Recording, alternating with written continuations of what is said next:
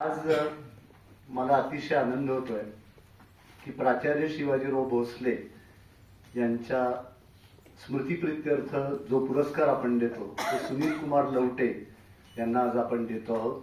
आणि श्रवण संस्कृती किंवा वाचन संस्कृती समृद्ध करण्यासाठी जे पुरस्कार आपण देतो त्यामध्ये आज गदिमा प्रतिष्ठानचा सन्मान आपण करतो आहोत. आज या कार्यक्रमासाठी डॉक्टर विवेक सावंत आवर्जून उपस्थित आहेत, त्याचा मला अतिशय आनंद होतो.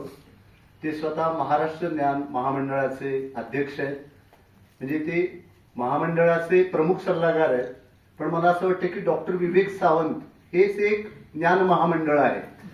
आज या व्यासपीठाचं वैशिष्ट्य असं की डॉक्टर विवेक सावंत नावाचं एक ज्ञान महामंडळ आणि सुनील कुमार लवटे नावाची दुसरं महामंडळ, अशी दोन ज्ञान महामंडळ आज व्यासपीठावरती उपस्थित आहेत. सावंतांच्या विषयी मला खरोखरीच नेहमी अतिशय आदर वाटत आला. याचं कारण संगणक शिक्षण महाराष्ट्राच्या कानाकोपऱ्यामध्ये पोहोचवण्यामध्ये त्यांचं खूप मोठं योगदान आहे. खऱ्या अर्थाने प्रज्ञावंत असाच त्यांचा उल्लेख करावा लागेल. आणि मराठी भाषा ऐश्वर्य संपन्न आहेच, पण ती तंत्रज्ञानाच्या वैभव शिखरावर बसवण्याचा ध्यास ज्या माणसाने घेतलाय ते म्हणजे डॉक्टर विवेक सावंत आहे. आणि त्यामुळे त्यांच्या हस्ते आज हा पुरस्कार प्रदान केला जातोय, याचा मला अतिशय आनंद होतोय. आज आपण प्राचार्य शिवाजीराव भोसले स्मृती सन्मान जो आहे तो डॉक्टर सुनील कुमार लवटे यांना देतो. गेली 50 वर्ष आपल्या लेखनातून आणि व्याख्यानातून त्यांनी देखील विचारांचा जागर केलेला आहे. आणि अतिशय शून्यातून त्यांनी आपल्या आयुष्याची उभारणी केली. जे खाली जमीन वर आकाश नावाचं त्यांचं जे आत्मचरित्र आहे ते वाचल्यानंतर आपण आतून हादरून जातो. आणि म्हणजे बालकाश्रम ते रिमांड होम आणि पुढे सगळी आयुष्याची उभारणी त्यांनी अतिशय कष्टातून केली. मला सुनील कुमार एका प्रसंगाची आठवण होते. आपण लिहिलंय तो की त्यांना ITI ला जायचं होतं आणि त्यासाठी लोहारकाम हा विषय त्यांना घ्यायचा होता. तर त्यांची कृश प्रकृती पाहून त्यांना तो नाकारण्यात आला. मला एका प्रसंगाची आठवण झाली की मी ज्यावेळेला कराडच्या शासकीय अभियांत्रिकी महाविद्यालयामध्ये होतो तर अभियांत्रिकीच्या सगळ्या विद्यार्थ्यांना त्यावेळी elements of civil engineering, elements of mechanical engineering हे विषय असायचे. त्यामुळे वर्कशॉप असायचंच. आणि तो लोखंडी गोळा तापून त्यावरती हातोडा मारणं हे काय दिव्य असतं हे सगळं आम्ही अनुभवलं. तर माझं नाटकामध्ये काम चांगलं व्हायचं. त्या सुपरिंटेंडंटनी बघितलं की मी हातोडा मारताना तो लोखंडी तुकडा उडला आणि एक काच फुटली. तर ते म्हणाले, जोशी तुम्ही नाटकं करा, तुमची ही ब्लॅक स्मिथी करून देण्याचं काम आम्ही करतो. पण त्या सुपरवायझरचं खरोखरीच कौतुक केलं पाहिजे की ज्यांनी लवटे सरांना प्रवेश नाकारला. त्यामुळं मराठी साहित्य बलदंड करण्यासाठी हा कृष माणूस इतकं मोठं योगदान देऊ शकतो. विशेषतः खांडेकरांचं सगळं जे साहित्य आहे अप्रकाशित ते सगळं संकलित करून त्यातून तब्बल 28 पुस्तकं निर्माण झाले. त्याचं सगळं श्रेय सुनील कुमार लवटे. आणि महाराष्ट्राच्या ज्ञानपरंपरेमध्ये ज्यांचं खूप मोठं योगदान आहे असे तर्कतीर्थ लक्ष्मण शास्त्री जोशी यांच्यावरचे 18 खंड आता महाराष्ट्र राज्य साहित्य आणि संस्कृती मंडळाच्या वतीने सुनील कुमार लवटे सरांनी संपादित केलेले एक मोठं काम त्यांनी केलंय. लेखक आणि वाचक एवढाच साहित्यिकाचा संबंध नसतो, तर त्या पलीकडे जाऊन साहित्यिकांना समाजासाठी काय करता येऊ शकेल असा विचार पुलंनी प्रथम मांडला. आणि त्या काळामध्ये 1 कोटी रुपयांच्या देणग्या त्यांनी वेगवेगळ्या संस्थांना दिल्या. आणि महत्वाची गोष्ट म्हणजे पुलंच्याकडे एकही सहकारी बँक नव्हती, एकही सूतगिरणी नव्हती, एकही साखर कारखाना नव्हता. हे त्यांनी प्रतिभेच्या बळावरती मिळवलेले पैसे होते. पुलंच्या नंतर अशा 1 कोटी रुपयांच्या देणग्या देणारा अपवादभूत लेखक म्हणून आपल्याला डॉक्टर सुनील कुमार लवटे. सामाजिक बांधिलकीच्या पुढे जाऊन सामाजिक सामिलकीचा आदर्श निर्माण करणाऱ्या व्यक्तीचा सन्मान होतोय, त्याचाही विशेष आनंद आहे. आज गदिमा प्रतिष्ठानचा सन्मान आपण करतो आहोत. गेली 48 वर्ष गदिमा प्रतिष्ठान अतिशय उत्तम कार्यक्रमाचं आयोजन करतं. म्हणजे वर्षभरामध्ये गदिमा प्रतिष्ठानचा कार्यक्रम कधी येतो याची वाट लोक पाहत असतात. आणि या सगळ्यामध्ये गदिमा प्रतिष्ठानचे आनंद माडगुळकर आणि त्यांचे सगळे विश्वस्त सहकारी यांचं खूप मोठं योगदान आहे. त्यांचा सन्मान आज करता येतोय, याचा विशेष आनंद आहे. खरं तर आज आपण सरांच्या जन्मशताब्दीचा प्रारंभ म्हणतो, कारण 15 जुलै आहे. खरं तर सर 100 वर्ष जगतील असं वाटत होतं. त्यांनी ज्या प्रकारची एक जीवनशैली स्वीकारलेली होती. पण शेवटी माणूस पराक्रमी असला तरी नियती मोठी क्रूर असते आणि त्यामुळे सरांचा 100वा वाढदिवस साजरा करण्याचं भाग्य काही आपल्याला मिळालं नाही. पण सरांनी महाराष्ट्राच्या प्रबोधन परंपरेमध्ये त्यांच्या वक्तृत्वाच्या माध्यमातून जे योगदान दिलेलं आहे ते खूप मोठं आहे असं मला वाटतं. सरांचं पहिलं व्याख्यान मी बार्शीच्या जनता सहकारी बँक व्याख्यानमालेमध्ये ऐकलं आणि शब्दशक्तीच्या अफाट ताकदीचा तो विलक्षण आविष्कार पाहून मी अक्षरशः भारावून गेलो. भाषेचं सौंदर्य, कल्पनेचं वैभव, विचारांची उदात्तता, शैलीची नादमयता यांचा अपूर्व असा संगम हा त्यांच्या वक्तृत्वामध्ये होता. मराठी भाषा इतकी सुंदर आहे आणि तिचा व्याख्यानातून इतक्या प्रभावीपणे वापर करता येऊ शकतो याचा साक्षात्कार मला त्या दिवशी झाला आणि मी त्यांचा अक्षरशः भक्त झालो. आणि माझं हे प्राचार्य प्रेम पाहून प्राचार्यांची सोलापूरला होणारी व्याख्यानं ऐकण्यासाठी माझे वडील मला एसटीने घेऊन जात होते. माणसं उन्हाने त्रस्त झालेली असावीत, थोड्याच वेळात सबंध आकाश काळ्याशार मेघाने भरून यावं, विजांचा कडकडाट न होता पावसाच्या हळुवार सरी याव्यात आणि सबंध वातावरण मृदगंधानं सुगंधित होऊन जावं, इतकं सरांचं सुंदर वक्तृत्व होतं. म्हणजे धबधब पडणारा पाऊस हा जमिनीच्या पृष्ठभागावरून लगेच वाहून जातो, पण हळुवार येणाऱ्या पावसाच्या सरी जमिनीमध्ये खोलवर रुजतात आणि त्यावरती पिकांचं चांगलं भरण पोषण होतं. प्राचार्यांचं हळुवार वक्तृत्व हे विचारांच्या रूपाने मनावरती खोलवर संस्कार करणार आहे आणि म्हणून त्यांच्या जन्मशताब्दीला सुद्धा आपण मोठ्या संख्येने उपस्थित झाला. आज अरुणा ढेरे या ठिकाणी उपस्थित आहेत. आम्हाला कायम तयार मंडपामध्ये जाऊन कार्यक्रम करायची सवय, कारण आम्ही व्याख्याते म्हणून जातो. त्यामुळं आपण स्वतः स्वागतासाठी उभं राहणं आणि आता माणसं जमा करणं हे दिवसेंदिवस फार कठीण झालंय. त्यामुळे भैयासाहेब काही दिवसांनी जसं वक्त्याला मानधन देतात तसं श्रोत्यालाही द्यावं लागेल. म्हणजे आता समारंभाला या आणि आल्यानंतर हाशा आणि टाळ्या वाजवा. त्यामुळं हे सगळं श्रवण संस्कृतीचं जे एक बदलतं रूप आहे या पार्श्वभूमीवरती खरं 16 वर्ष काम करणं ही खरोखरीच कठीण गोष्ट होती. पण आमच्या विनयाताई असतील आणि आवर्जून उल्लेख केला पाहिजे आमची भारती निनगुरकर, सागर गानू, पराग कुलकर्णी, जयदीप कडू ही सगळी मंडळी गेली 16 वर्ष कुठलाही मोबदला न घेता आपल्या स्मृती समितीसाठी काम करतायत. मला वाटतं खूप मोठं योगदान. सरांच्या व्यक्तिमत्वाची जडणघडण जर आपण बघितली तर त्यांच्या गंगोभासारख्या वक्तृत्वाचं उगमस्थान हे त्यांचे वडील अनंतराव भोसले हेच होते. आणि पुढे कर्मवीरांच्या शाहू बोर्डिंगमध्ये त्यांनी कमवावं शिका योजनेचा लाभ घेत आपलं शिक्षण पूर्ण केलं. आणि घरातल्या मंडळींची इच्छा होती की त्यांनी डॉक्टर किंवा इंजिनियर व्हावं, म्हणून त्यांना कोल्हापूरच्या राजाराम कॉलेजमध्ये प्रवेश घेण्यात आला. पण तिथे सर तर्कशास्त्र मानसशास्त्र शिकवणाऱ्या नासी फडके सरांच्या तासाला जाऊन बसायला लागले आणि फडके सरांनी त्यांना सांगितलं की मी पुण्याला जातोय तर तू पुण्याला यायला हरकत नाही. मग भोसले सर पुण्याला आले आणि त्यांनी पुण्याच्या वाडिया कॉलेजमध्ये प्रवेश घेतला आणि बादशाही खानावरीच्या जवळ वसंत विहार नावाची जी इमारत आहे तिथे ते राहत होते आणि तिथून सगळी वक्तृत्व स्थानं जवळ होती. म्हणजे महाराष्ट्र साहित्य परिषद, टिळक स्मारक मंदिर, इतिहास संशोधक मंडळ, पुणे नगर वाचन मंदिर आणि तिथे रोज वक्तृत्वाची दिवाळी साजरी होत होती. विचारांचे सनई चौघडे वाजत होते आणि हे सगळं वक्तृत्व ऐकत असताना त्यांच्या मनामध्ये एक वक्तृत्व उभारी घेत होतं आणि यातून सरांचं व्यक्तिमत्व घडत गेलं. वाचन, मनन, चिंतन यातून त्यांनी त्यांच्या वक्तृत्वाला पैलू पाडले. आणि मगाशी ज्याचा उल्लेख रवींद्र बेडख्याळ यांनी केला की 1957 साली महाराष्ट्रातलं पहिलं ग्रामीण महाविद्यालय हे श्रीमंत मालोजीराजे नाईक निंबाळकर यांनी फलटणला सुरू केलं. त्या कार्यक्रमाला यशवंतराव चव्हाण साहेब आलेले होते आणि कर्मवीर अण्णाही आलेले होते. तर कर्मवीर अण्णांनी शिवाजीरावांचा हात धरला, त्यांना मालोजीराजांच्याकडे घेऊन गेले आणि म्हणाले, श्रीमंत, माझ्या ज्ञानरूपी वटवृक्षाची एक फांदी मी बरोबर आणली आहे, मी आज ती तुम्हाला देतोय, ती तुम्ही ठेवून घ्या, तुमच्याकडे त्याचा एक वटवृक्ष झाल्याशिवाय राहणार नाही. तुम्ही कर्मवीरांचे शब्द खरे ठरले. आणि सरांच्या तासाला विद्यार्थ्यांनी श्रवण समाधी अनुभवली आणि हे वक्तृत्व केवळ वर्गापुरतं मर्यादित न राहता बाहेर गेलं पाहिजे असं त्यांना वाटलं आणि सरांनाही ती सगळी निमित्त मिळत गेली. मग विवेकानंदांची जन्मशताब्दी असेल, शिला स्मारकाची निर्मिती असेल, छत्रपतींच्या राज्यारोहण सोहळ्याची त्रिशताब्दी असेल, अरविंदांची जन्मशताब्दी असेल आणि महाराष्ट्राच्या कानाकोपऱ्यामध्ये सरांची व्याख्यानं झाली.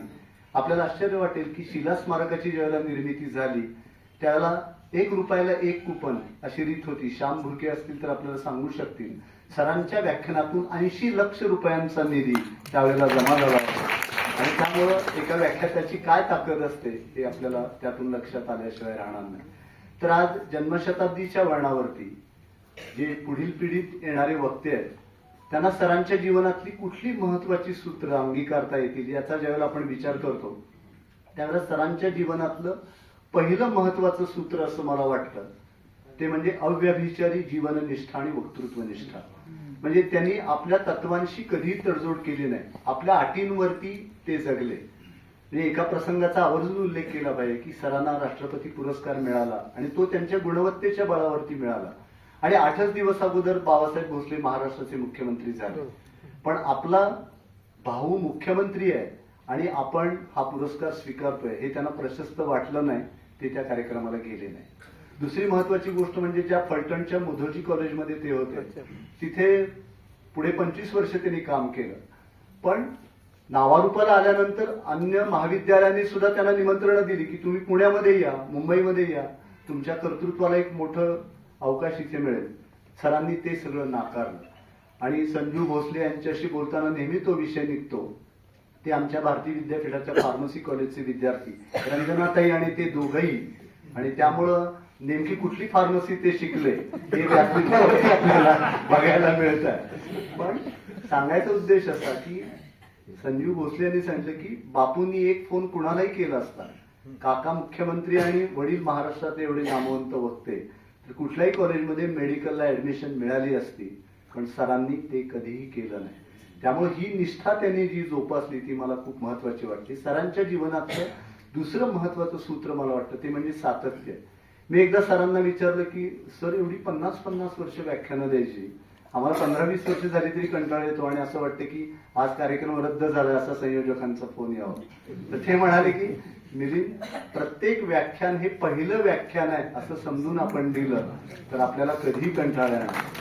हे त्यांचं सातत्य मला खूप महत्वाचं वाटतं. आणि तिसरं त्यांच्या जीवनातून काय शिकायचं असेल तर घोर तपश्चरण. म्हणजे विद्यार्थी जीवनामध्ये मी त्यांचं चरित्र ज्यावेळेला लिहित होतो सरांनी खरंच मान्यता दिली नाही. म्हणजे श्रद्धा कुलकर्णी वगैरे मंडळी याची साक्षीदार आहेत. सर म्हणाले अहो माझं चरित्र कोण वाचणार आहे. पण मी म्हणलं नाही, एका वक्त्याचं चरित्र पाहिजे. आणि मग सरांचे एवढे दौरे लागलेले असायचे. मग सरांच्या बरोबर शुक्रवार शनिवार रविवार मी जायचो. ते ड्रायव्हरच्या शेजारी बसायचे आणि मला म्हणायचे तुम्ही पाठीमागे बसा आणि पाठिंबा द्या, हा त्यांचा एक शब्द. आणि मग आम्ही संध्याकाळी कार्यक्रम संपल्यानंतर आमच्या गप्पा होत असत. तर सरांनी सांगितलं की लहानपणी 3-4 कडवी म्हटली तरी मला दम लागायचा कवितेची. मग मी तासनतास चालायचो, स्तोत्र म्हणायला सुरुवात केली आणि श्वास उच्छ्वास आणि बोलणं यांचा समन्वय साधून कसं बोलायचं हे मी शिकलो. आणि दुसरी महत्वाची गोष्ट म्हणजे पुण्यात वास्तव्याला असताना मधुकाका कुलकर्णींनी आठवण लिहून ठेवली आहे की शिवाजीराव यायचे त्यांच्या पुस्तकाच्या दुकानामध्ये आणि त्यांनी पंडित नेहरूंचं डिस्कव्हरी ऑफ इंडिया हे पुस्तक नेलं. 8 दिवसांनी शिवाजीराव आले. त्यांनी पुस्तक मधुकाकांच्या हातात दिलं आणि म्हणाले आता तुम्ही फक्त पानं उलटा. आणि मधुकाकांनी आठवण लिहिली आहे. शिवाजीरावांनी सुरू केलं shimmering crescent in the darkening sky greeted us on our arrival here. Madhukaka पानं उलगडतायत. अर्धा तास ते पानं उलगडत होते आणि शिवाजीराव परिच्छेदामागून परिच्छेद म्हणून दाखवत होते. तर हे जे घोर तपश्चरण त्यांनी त्या काळामध्ये केलं. आणि पुढची महत्वाची गोष्ट म्हणजे अलिप्तता. सरांच्या जीवनाचं एक वैशिष्ट्य असं होतं की समर्थांचं जे सूत्र आहे काही निवळ काही खळबळ ऐसा कंठीत जावा काळ, तर ते त्यांनी इतकं आचरणामध्ये आणलेलं होतं. एकांत आणि लोकांत ही मानवी जीवनाची 2 अंग आहेत. त्यांचा सुरेख संगम त्यांनी साधलेला होता. त्यामुळं व्याख्यानाच्या वेळी हजारो लोकांच्या मध्ये व्याख्यान देताना समरस होऊन जायचं आणि व्याख्यान संपलं की लगेच सभागृहाच्या बाहेर पडून शब्दमुक्ती अनुभवायची. हे जे काही त्यांचं एक वेगळेपण होतं ते खूप महत्वाचं होतं. दुसरी एक महत्वाची गोष्ट मला जाणवते ती म्हणजे विचारांची आणि बुद्धीची स्वतंत्रता त्यांनी त्यांच्या वक्तृत्वामध्ये कायम जपली. त्यांनी पुण्यामध्ये किती लोकांची व्याख्यान ऐकली. सर्वपल्ली राधाकृष्णन असतील, पंडित जवाहरलाल नेहरू असतील, डॉक्टर बाबासाहेब आंबेडकर असतील, महात्मा गांधी असतील, जे कृष्णमूर्ती असतील, श्रीम माटे, पु ग सहस्त्रबुद्धे, नासी फडके या सगळ्यांची व्याख्यानं ऐकली. पण कुणाचाही प्रभाव असा त्यांच्यावरती आपल्याला दिसत नाही. किंवा अगदी वेगळा विचार आपण केला तर ते विवेकानंद भक्त, त्यामुळे कन्याकुमारीला गेले. अरविंद भक्त, त्यामुळे पॉंडिचेरीला गेले. त्यांना गुरुदेव रानडेंचं खूप जवळून दर्शन घडलं. ते बेलूर मठामध्ये राहिले. त्यांना गांधीजींच्या झोपडीचं आकर्षण वाटत होतं. पवनारला विनोबांच्या आश्रमामध्ये ते गेलेले होते. पण कुठल्याही संप्रदायामध्ये ते सहभागी झाले नाहीत किंवा कुठलाही संप्रदाय त्यांनी निर्माण केला नाही. कुणाचं शिष्यत्व स्वीकारलं नाही. हे सरांचं एक वेगळेपण म्हणून आपण लक्षामध्ये घेतलं पाहिजे. आणि या त्यांच्या वक्तृत्वाला एक वेगळी झळाळी प्राप्त झाली. याचं मुख्य कारण म्हणजे त्यांच्या ठायी असणारी विनम्रता. वक्ता निरभिमान भेटे, तेणे श्रोतयाचा संशय तुटे, उभे अभिमान विटे प्रांजळ निरूपण, असं समर्थांनी म्हटलंय. म्हणजे शब्दशक्तीचं गर्वयुक्त प्रदर्शन करण्यापेक्षा वक्त्यांनी आपली ज्ञानशक्ती वाढवली तर त्या ज्ञानशक्ती पुढे श्रोते आदराने नतमस्तक होतात. याचा आदर्श वस्तुपाठ म्हणजे प्राचार्य शिवाजीराव भोसले.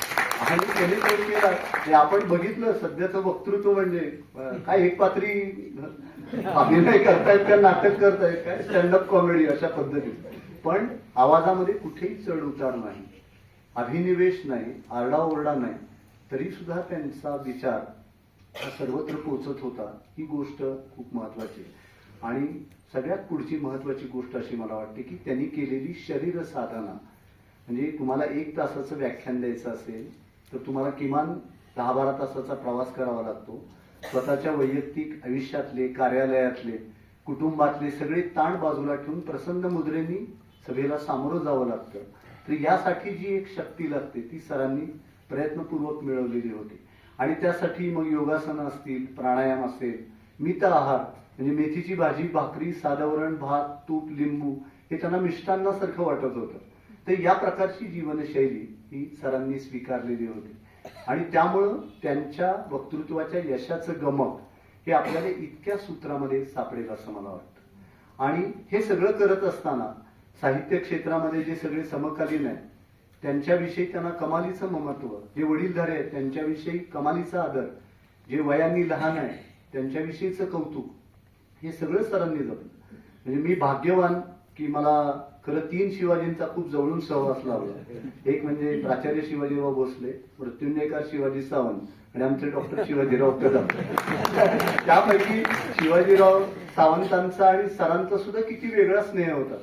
म्हणजे शिवाजी सावंतांच्या पत्नी मृणालिनीताई या सरांच्या भाषणाच्या चाहत्या. आणि बिंदू चौकामध्ये सरांचं व्याख्यान, ते व्याख्यान झाल्यानंतर शिवाजी सावंतांनी सांगितले की उद्या आमच्या घरी नाश्त्याला या.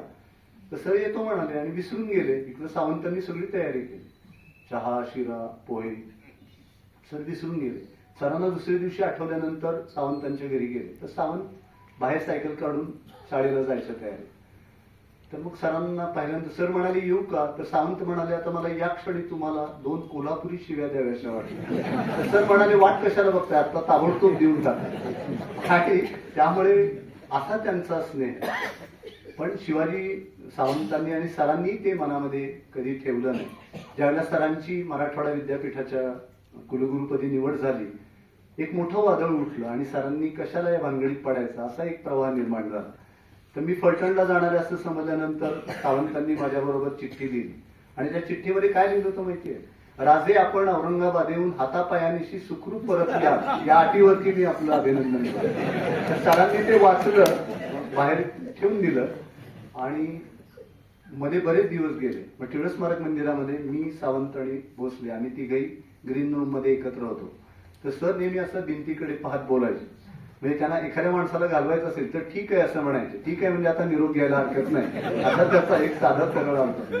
तर मग सर म्हणाले मिलिंद त्यांना सांगा मी हातापायानिशी धडधाकट परत आलेलो आहे. आणि पुढे काही दिवसांनी आम्ही सरांच्या 75चा एम्पी थिएटर मध्ये सत्कार घेतला फर्ग्युसनच्या. तर त्यावेळेला सावंत इतके सुंदर बोलले, म्हणाले जसा एखाद्या रिक्षाचा मीटर पडलेला असतो तसा शिवाजीरावांच्या चिंतनाचा मीटर त्यांच्या जन्मापासूनच पडलेला आहे. ज्यांच्या 72,000 धमन्यातून वाहणाऱ्या रक्तातल्या प्रत्येक थेंबावर विचार आणि वक्तृत्व जन्मताच कोरलेलं आहे, असं हे शिवाजीराव भोसले नावाचं व्यक्तिमत्व. आणि आपल्याला माहिती आहे की गोव्याला शिवाजी सावंत गेले, त्या दुर्दैवी क्षणाचा खरं मी साक्षीदार. आणि आल्यानंतर मी आठवणीतले शिवाजी सावंत हे पुस्तक संपादित केलं. तर मग भोसले सरांनी विनंती केली की तुम्ही तुमचा अभिप्राय कळवा.